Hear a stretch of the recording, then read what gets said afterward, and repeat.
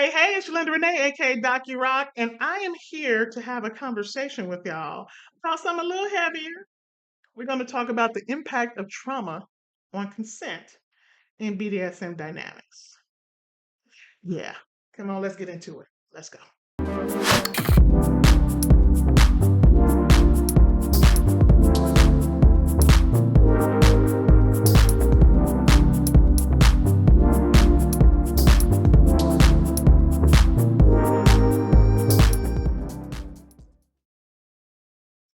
All right, so this is a needed and necessary conversation. It's critical, and it's often an overlooked topic.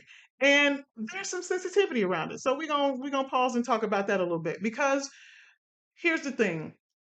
The history of kink and BDSM and how people have viewed it historically has been to demonize it, right? Those are some deviants. They're ostracized, they're relegated to the sidelines.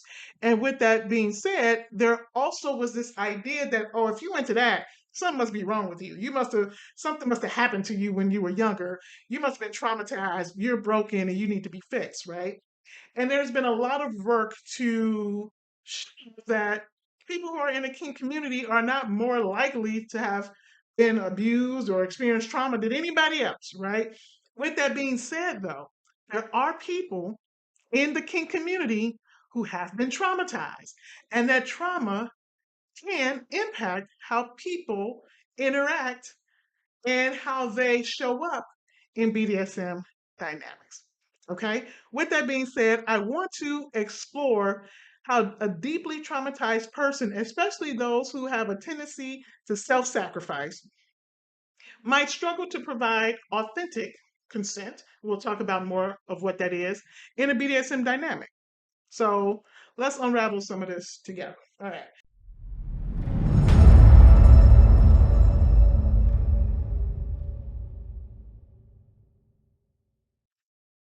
Consent. Consent is the cornerstone. It is the foundation of ethical BDSM. It's what makes these practices different from abuse. It's the only thing that differentiates BDSM play from abuse. Difference between abuse and BDSM is consent. It's consent.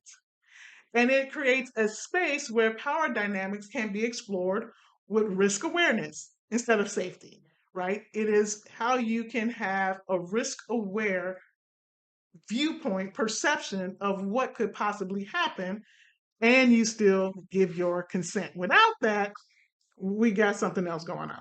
Okay. So you might have heard of some of these frameworks. You got safe, sane, consensual, SSC. You have risk aware, consensual, kink, which is RAC. Now, there has been some feedback around safe, sane, and consensual for a couple of different reasons. First of all, BDSM has risk, right? And so some things are not necessarily safe per se. Breath play isn't necessarily safe. There's a risk. Knife play is not necessarily safe. You make it as safe as possible, but there's a risk involved, which is why we went from safe, sane, and consensual to risk aware, consensual, kink. So there were some issues with sane. Like, how do you what does that mean? How are you defining sanity? And what they ultimately meant was that you are in your right mind, right? You can make a decision and you understand the decision that you are making, right? You're in your right mind. So we've kind of shifted from SSC to risk aware, consensual kink. You know what the risks are, and you're still consenting to interacting in whatever this situation, dynamic activity is. Okay. So they basically emphasize the importance of mutual agreement, informed decision making, and we're all on board. Now, here's the catch though. What happens if someone's ability to consent is compromised by trauma? What happens then? Okay.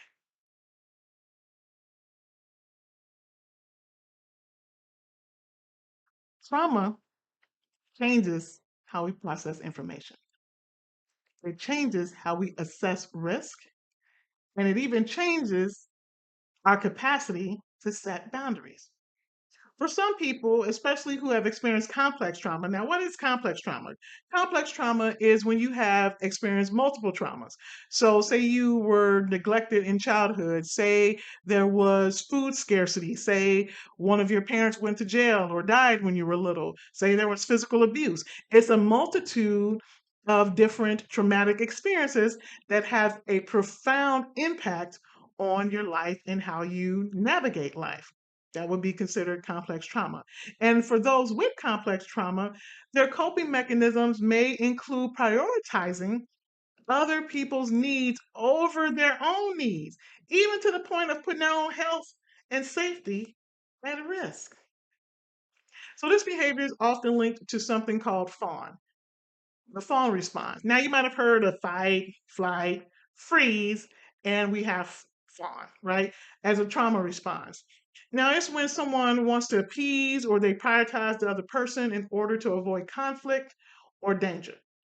Now, in BDSM, this could look like agreeing to activities, not because they genuinely want to do it, but because they're afraid of disappointing their partner. Do you see an issue with that? I'm just asking. Okay.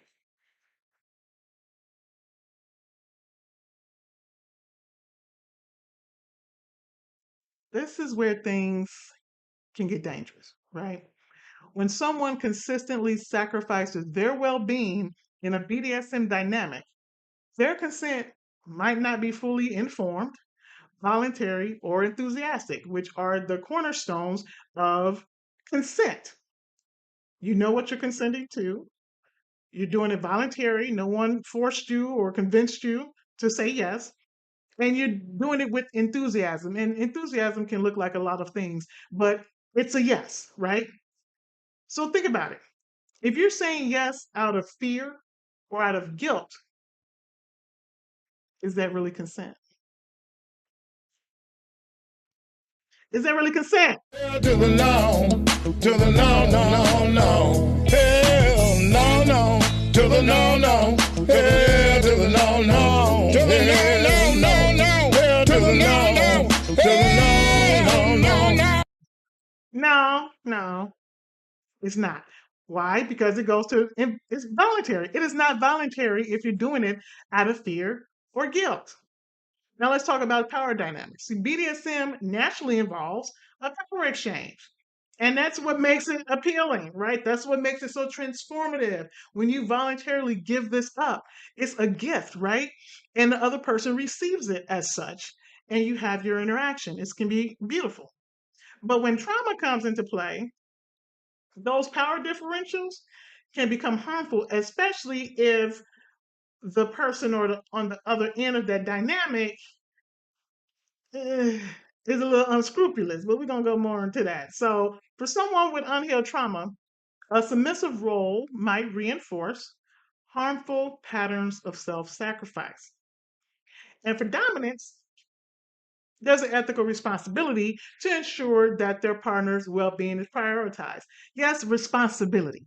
When you choose to take on someone else's power, when you say, yes, I will take ownership of your power, I will be responsible for telling you what to do, when to do, and how to do it, it's a responsibility. You've chosen that. And heavy is the head, as they say, which means you must have the capacity to determine if something is not in the best interest of your person. That's a responsibility. And unfortunately, everybody don't have the capacity to hold their responsibility, and everybody ain't fucking ethical. I'm just saying, everyone ain't ethical out here in these streets, so you need to know who the fuck you're playing with. Period, point blank. Who you're interacting with, you need to know. Okay? So what can we do about it? Because I can go all off on a tangent with that. We can ensure BDSM spaces remain ethical and inclusive for everyone as much as possible by including those with trauma histories. How do we do that? Let's talk about some education. Let's make sure everybody know. That means dominant, submissive, switches. Everybody know and understand that trauma impacts decision making and how that can look. We can have some workshops. We can have some resources on trauma-informed care that can help everybody recognize when someone's consent might be compromised. What does it look like? Are they are they curling in on themselves? Are they not giving you eye contact? Are they shaking? Are they tense? What does it look like for consent to be given from a place of distress? What does a distressed yes look like? Versus an enthusiastic yes. And that'll look different for everyone. So making sure that you are taking time to get to know whoever you are in relationship with so that they can know this about you, that is a major step in the right direction. Next, normalizing conversations about mental health. And I'm so grateful that nowadays we're having more conversation. It isn't as taboo as it used to be that you messed up, you effed up if you're going to therapy. What? What? I'm so glad we're not there anymore. With that being said, people still don't necessarily feel comfortable saying, hey, you know what? I ain't gonna be able to do it. I'm not in the right headspace. I just can't do this right now. Some people still struggle saying, I can't. Some people still feel like they always have to show up. They always have to do. And we want to create a space where people feel like they can say, I ain't gonna be able to do it today. Or maybe even tomorrow. I don't know. I'll let you know. But I'm about to pause and I'm checking in with myself and I ain't gonna be able to do it. And the other person on the other side saying, you know what? Let's pause. I'm checking in. I'm not getting a good vibe. Your body language seems kind of tense. It feels like this ain't what we need to be doing right now. So I'm gonna go ahead and pause until we're both feel like we're in a better space and this looks good for the both of us. But right now this ain't it. Okay? And being able to say that and it be okay. Next, we want to highlight the role of kink knowledgeable clinicians, all right? So who understand BDSM and can help individuals process their trauma. So some of the things I've been hearing is that either clinicians are not trained, they're not knowledgeable, and even some people are dismissive or they repel. I don't want to hear none of that. Oh, that's weird, whatever. Now, granted, everything ain't gonna be for everybody. Every therapist is not going to be the right fit, which is fine. However, we need some who are the right fit, right? And another issue has been that for those therapists who are kink friendly, they're not educated. So we have the client teaching them what the hell everything means, and the client like, I'm in here and I'm not getting any of my needs met because I'm teaching you what it means to live the life that I live, and I ain't getting paid though. So yeah, we want to make sure that we have kink knowledgeable therapists who can help clients, people navigate and work through and process out their trauma, set healthier boundaries, and engage in dynamics that feel empowering rather than harmful, that feel safe so they can voice when things are not in alignment for them. And know that it's okay to say, no, not right now or ever. So I'm gonna leave out with this. I'm not gonna make this too long. This will be a continued conversation though, because looking at how trauma intersects with how we show up in BDSM or in the kink community in general needs to continue to happen, right? So we will do that. So BDSM has the potential to be healing and transformative, but only if we're willing to do the work to make it, I was going to say safe, but make it so people are aware of the risk involved and can consensually agree to still partake. So with that, my love, I'm gonna leave it at that. I appreciate y'all for hanging out with me a little bit. Go ahead and do all of the things. Subscribe, like, share. Just come along on this journey as we continue to talk about therapeutic BDSM being an alternative form of healing.